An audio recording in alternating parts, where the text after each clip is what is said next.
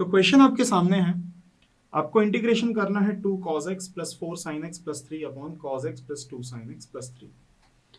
तो अगर आप इस क्वेश्चन को ध्यान से देखें तो डिनोमिनेटर में जो टर्म्स है cos x तो ऊपर है 2 cos x, यहाँ है 2 sin x तो ऊपर क्या है उसका डबल है, पर 3 है तो ऊपर उसका डबल नहीं है। न्यूमरेटर में सारे के सारे टर्म्स डबल हैं पर ये 3 का ऊपर डबल नहीं है, क्योंकि अगर वो डबल होता तो सारे टर्म्स कैंसिल आउट हो जाते। तो हम क्या करेंगे, हम इसे कुछ ऐसा लिखेंगे 2 cos x plus 4 sin x, 3 को क्या लिखेंगे 6 माइनस 3 को हम क्या लिख सकते हैं 6 माइनस 3।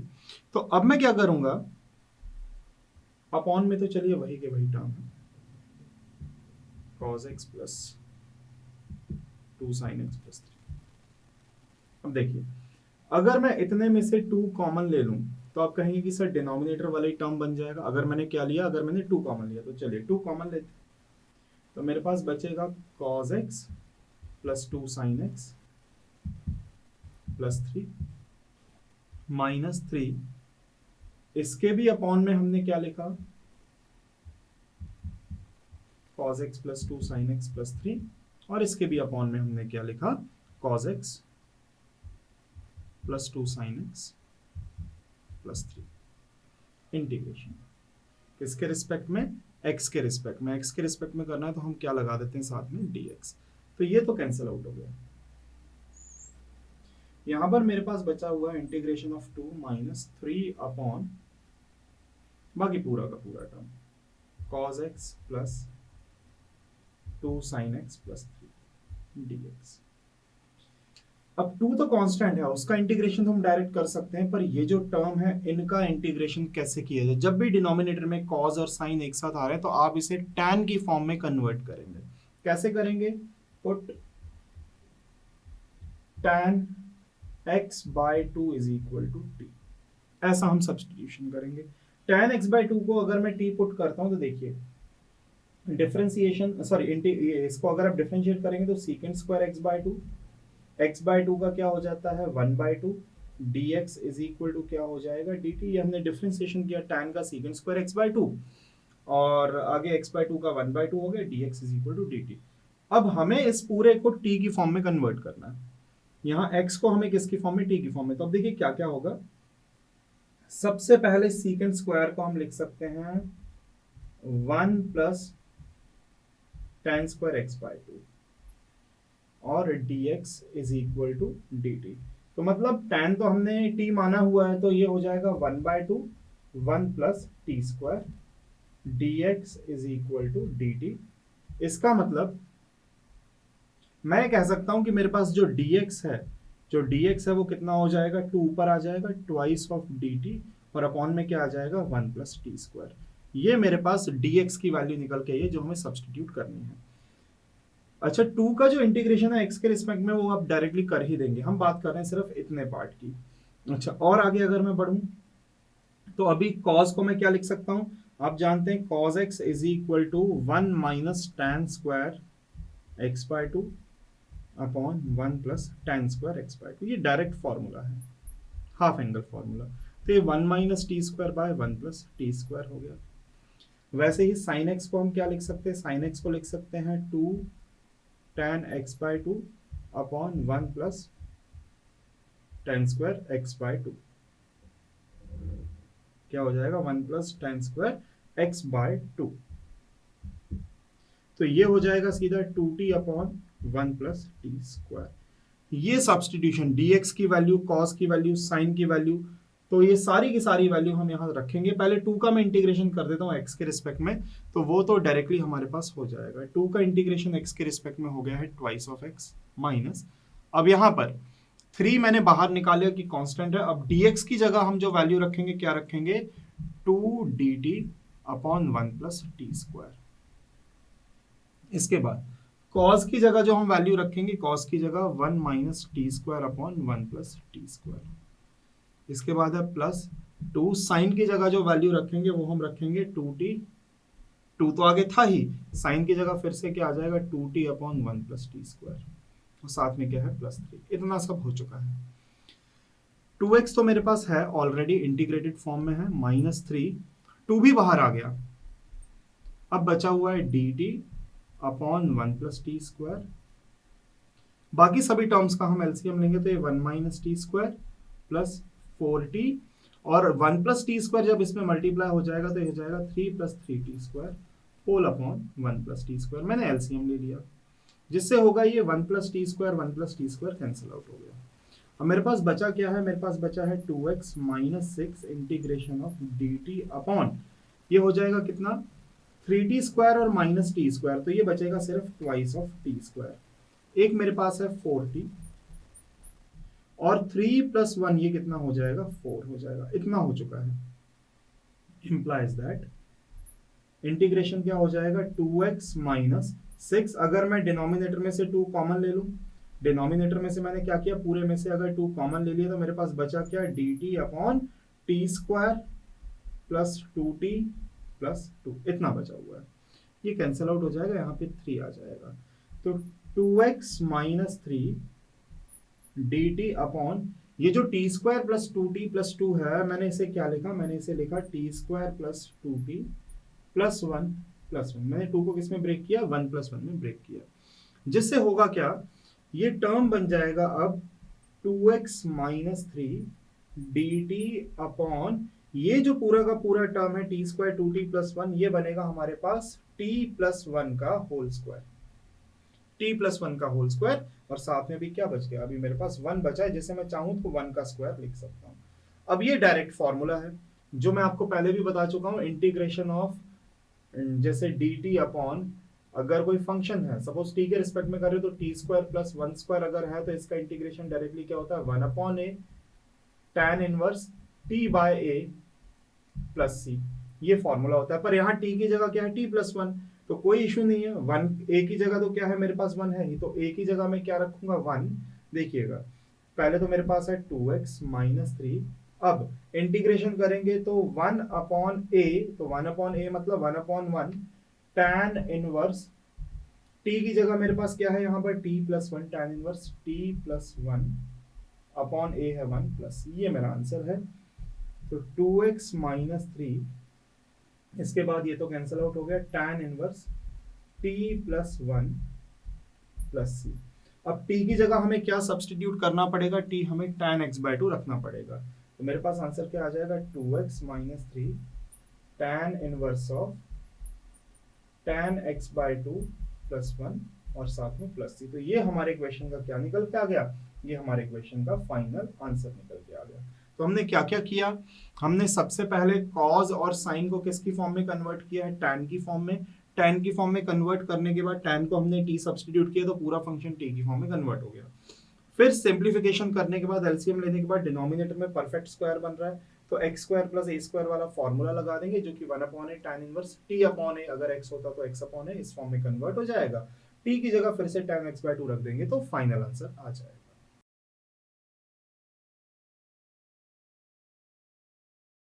चलिए आते हैं नेक्स्ट क्वेश्चन के ऊपर। क्वेश्चन है 3x plus 1 upon 2x square minus 2x plus 3।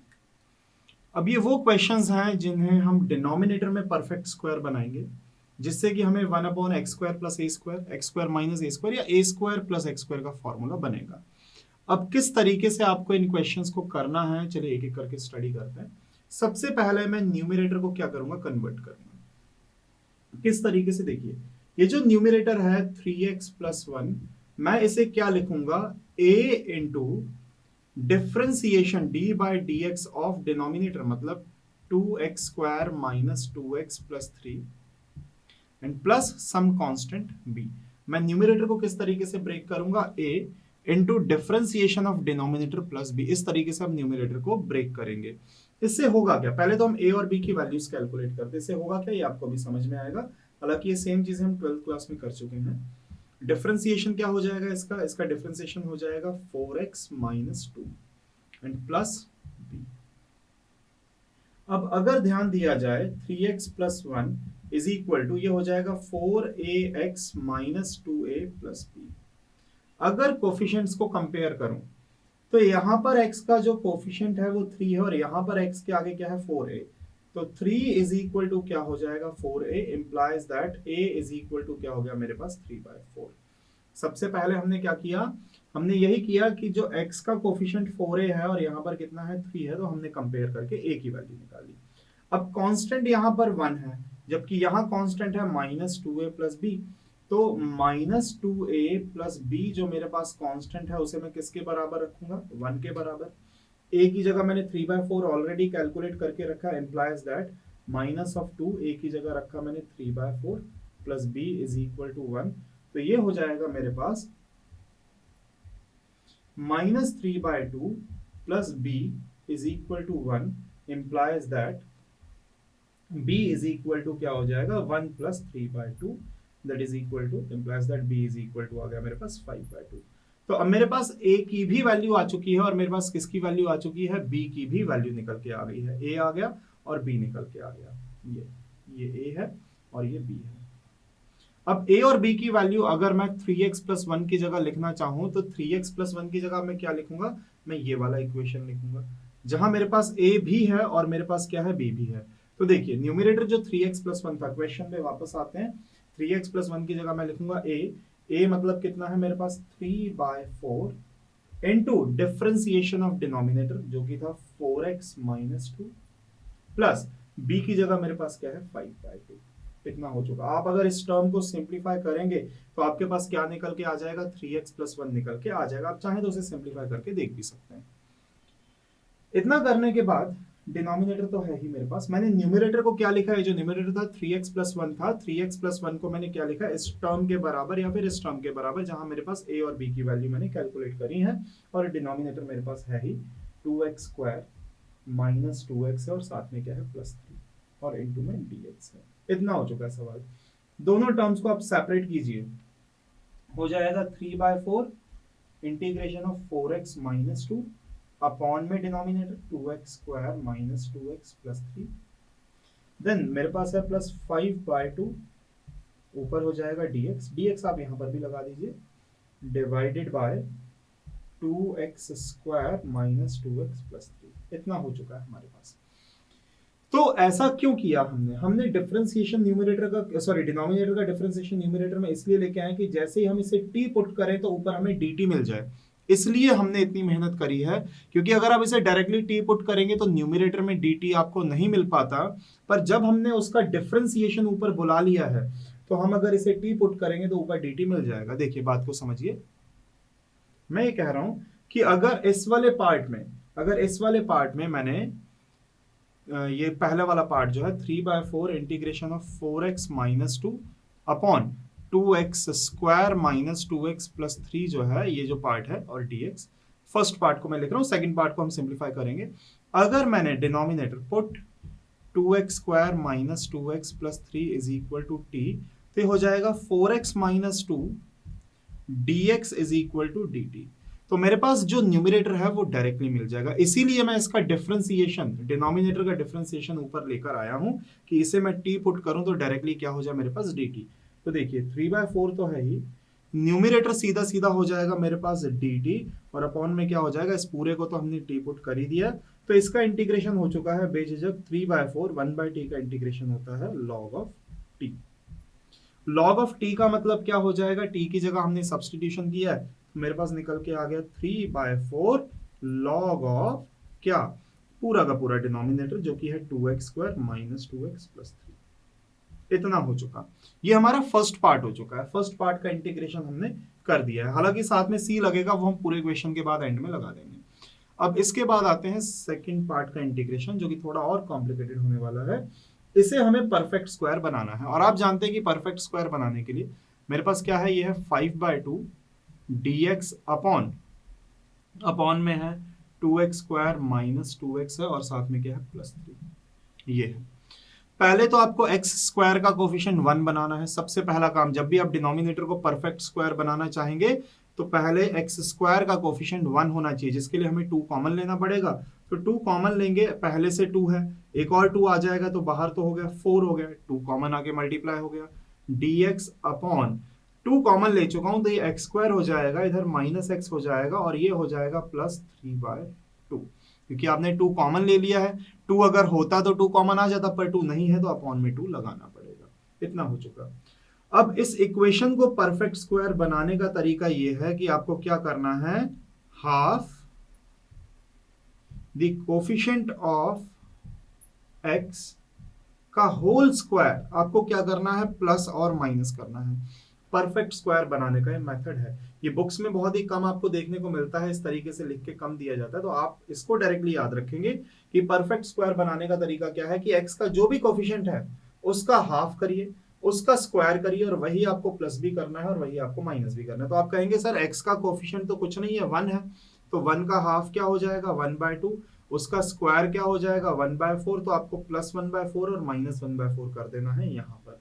उससे क्या होगा देखिए, 5/4 dx अपॉन, मेरे पास एक्स स्क्वायर तो था ही, मेरे पास माइनस एक्स भी था। अब मैंने क्या कहा कि आप प्लस 1/4 कीजिए, माइनस 1/4 कीजिए, और साथ में क्या बचा हुआ है, मेरे पास 3/2 अभी भी बचा हुआ है। इससे होगा ये कि ये जो पूरा का पूरा टर्म है डायरेक्टली परफेक्ट स्क्वायर में कन्वर्ट हो गया। 5/4 dx अपॉन परफेक्ट स्क्वायर किसका, ए स्क्वायर बी स्क्वायर 2ab बनेगा, मतलब ये x माइनस 1/2 का होल स्क्वायर बनेगा। अब देखिए ए स्क्वायर 1/2 का स्क्वायर क्या हो जाएगा 1/4, और 2ab निकालेंगे तो ये आ जाएगा माइनस एक्स। तो ये x माइनस 1/2, माइनस ही क्यों, क्योंकि ये वाला टर्म नेगेटिव है, अगर ये भी पॉजिटिव होता तो a प्लस बी का होल स्क्वायर बनता। अब बाकी बचा क्या है मेरे पास, ये दो टर्म्स और बचे हैं, माइनस 1/4 और 3/2, जिसका एलसीएम आप लेंगे 4, माइनस 1 हो जाएगा और प्लस का हो जाएगा 6 हो जाएगा एलसीएम लेने पर। अब आते हैं आगे। अच्छा, ये माइनस साइन मैं यहां से हटा के यहाँ प्लस ही लिख देता हूं, क्योंकि माइनस मैंने ऑलरेडी लगा दिया है, माइनस यहां लग चुका है। तो अगर फर्दर सिंप्लीफिकेशन करते हैं तो ये हो जाएगा 5/4 इंटीग्रेशन dx अपॉन, ये हो चुका है x माइनस 1/2 का होल स्क्वायर, और ये हो जाएगा कितना 5/4 प्लस 5/4। 5/4 को मैं क्या लिखता हूं, अंडर रूट ऑफ 5/2 का होल स्क्वायर। आप जानते हैं अंडर रूट 5 का स्क्वायर हो जाएगा 5 और 2 का स्क्वायर हो जाएगा 4, तो ये वाला टर्म 5/4 ही बन जाएगा। क्यों मैंने ऐसा लिखा, क्योंकि मैं x square plus a square का फॉर्मूला बनाना चाहता हूं, और इंटीग्रेशन ऑफ फॉर्मूला अगर मैं बताऊं आपको कि dx upon x square plus a square, इसका direct formula 1/a tan inverse x upon a होता है, ये फॉर्मूला है। a की जगह मेरे पास अंडर रूट 5/2 है, 2 रूट के अंदर नहीं है, सिर्फ 5 रूट के अंदर है, और x की जगह मेरे पास x माइनस 1/2 है, तो अब मेरे पास आंसर आएगा 5/4। सबसे पहले 1/a, मतलब है अंडर रूट ऑफ 5/2, 1/a हो गया tan inverse x upon a, x की जगह मेरे पास क्या है x माइनस 1/2 अपॉन a क्या है अंडर रूट ऑफ 5/2, ये हो गया। ये इसका इंटीग्रेशन है, और ये वाले टर्म को भी जब मैं कंबाइन कर दूंगा इसमें, तो मेरे पास क्या निकल के आएगा, दोनों का एडिशन, और साथ में हमें सी भी लगाना है। पर इससे पहले थोड़ा सा सिंप्लीफाई करते हैं। पहले तो आप देखिए, ये जो अपॉन का 2 है और 4 ये कैंसिल आउट होंगे, और ये √5 के साथ कैंसिल आउट होगा, तो ऊपर भी √5 आ जाएगा, क्योंकि भाई 5 √5 इंटू √5, एक रूट कैंसिल आउट हो जाएगा। मेरे पास बचा हुआ अंडर रूट 5 अपॉन में बचा है 2 tan इनवर्स। यहां पर अगर मैं एलसीएम ले लूं तो ये हो जाएगा कितना 2x माइनस 1/2, और अपॉन में अंडर रूट ऑफ 5/2 है, उससे ये 2 से 2 भी कैंसिल आउट हो जाएगा, और साथ में हमें क्या लगाना है, ये वाला टर्म। अब इसे चाहे आगे लिखिए चाहे बाद में लिखिए, कोई फर्क नहीं पड़ता, ये आ जाएगा 3/4, साथ में है लॉग, और है मेरे पास twice of x square minus 2x, और साथ में है +3, क्या लगेगा साथ में, कांस्टेंट लगेगा c। इसको अगर सिंप्लीफाई करें तो मेरा final answer under root of 5/2 tan inverse of 2x minus 1 upon under root of 5 plus 3/4 log of 2x square minus 2x plus 3 और प्लस c, ये हमारे क्वेश्चन का क्या आएगा फाइनल आंसर। तो इस तरीके के क्वेश्चंस में डिनोमिनेटर को पहले किसमें कन्वर्ट करना पड़ता है, उसका डिफरेंशिएशन कीजिए, न्यूमरेटर को आप सिंप्लीफाई करेंगे तो 3x प्लस 1 को आपको क्या लिखना पड़ेगा, a इंटू डिनोमिनेटर का डिफरेंशिएशन प्लस b। ये सब्स्टिट्यूशन करने के बाद दोनों पार्ट्स को सेपरेट किया जाता है, जिससे फर्स्ट पार्ट जो है डायरेक्टली टी सब्स्टिट्यूशन से आपको हो जाएगा इंटीग्रेट, पर सेकंड पार्ट में आपको परफेक्ट स्क्वायर बनाना है, जिसका मैंने फॉर्मूला आपको बता दिया। जैसे ही ये परफेक्ट स्क्वायर में कन्वर्ट हो जाएगा तो यहां पर फॉर्मूला लगेगा, या तो प्लस का लगेगा या तो माइनस का लगेगा, तो फॉर्मूला आप लगा देंगे, दोनों पार्ट्स को आप ऐड कर देंगे, तो ये आपका क्या निकल के आ जाएगा, फाइनल आंसर निकल के आ जाएगा।